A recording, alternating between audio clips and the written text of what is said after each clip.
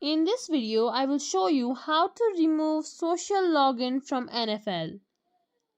So what you can do is simply open up Chrome or any web browser. In the search bar, search for NFL.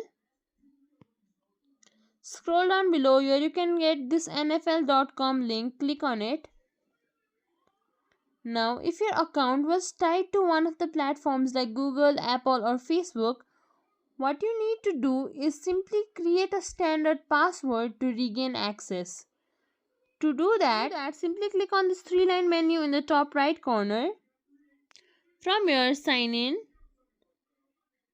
You can put in your email and then you will get this password page. From there, click on create password. Simply create a standard password instead of trying to log in with your Facebook or Apple account. Put in your email address associated with your previous social login. Then follow the prompt, set up a new password.